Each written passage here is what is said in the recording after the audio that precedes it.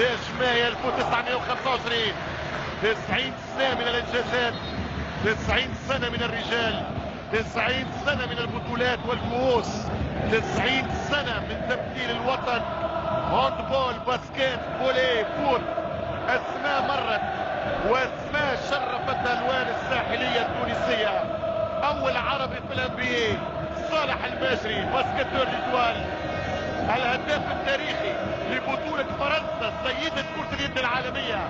في كرة اليد هو التونسي من نجم الساحل ابن النجمة أنور عياد. حفيظ في الفولي، أول من احترف في اليابان ولعب في فرنسا وإيطاليا.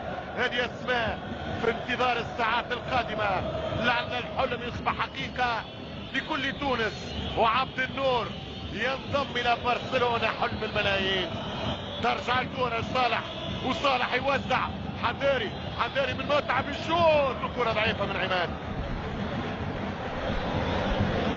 النجم الساحلي مدرسة رائدة.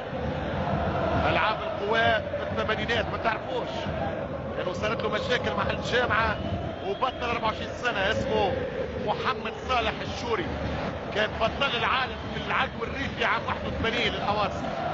كان من مدرسة ألعاب القوى للنجم الساحلي.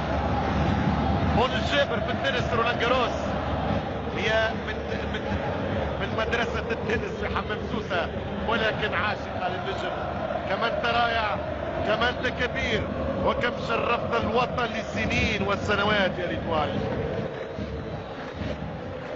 مويبي، بونجاح، تيكي تاكا، قل ونادرا تشوفوها ممكن في المسابقات المحلية. يا بغداد، يمشي بغداد، بارك الله عليه. بغداد وحده يربحهم. يمشي